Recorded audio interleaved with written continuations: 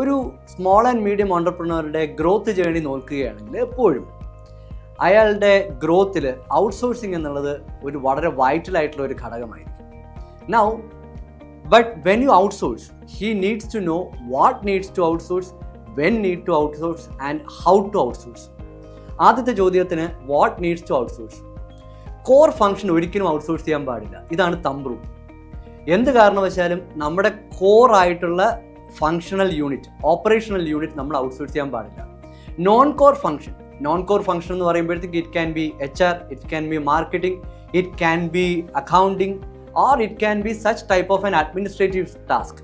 ഇതെല്ലാം തന്നെ നമുക്ക് ഔട്ട്സോഴ്സ് ചെയ്യാനായിട്ട് പറ്റും.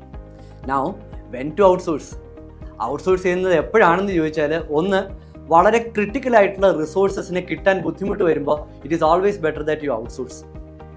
സെക്കൻഡ് എന്ന് പറഞ്ഞാൽ, വളരെ പെട്ടെന്ന് സ്കെയിലപ്പ് ചെയ്യുന്ന ബിസിനസ് യൂണിറ്റ്സ് അവരുടെ അഡ്മിനിസ്ട്രേറ്റീവ് എക്സ്പെൻഡിച്ചർ കുറയ്ക്കാനായിട്ടും അതുപോലെ തന്നെ അഡ്മിനിസ്ട്രേറ്റീവ് എക്സ്പെൻഡിച്ചറിൻ്റെ പുറത്തൊരു കൺട്രോൾ കൊണ്ടുവരാനായിട്ടും ഒക്കെ ഔട്ട്സോഴ്സിങ് വളരെ നല്ലൊരു മെത്തഡോളജിയാണ്.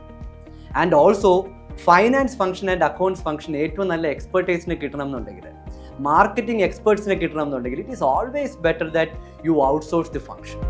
How to outsource the function, that is a very critical element. How to outsource എന്ന് പറഞ്ഞാൽ റൈറ്റ് ആയിട്ടുള്ള ഔട്ട്സോഴ്സിങ് പാർട്ട്നേഴ്സിനെ കണ്ടുപിടിക്കണം.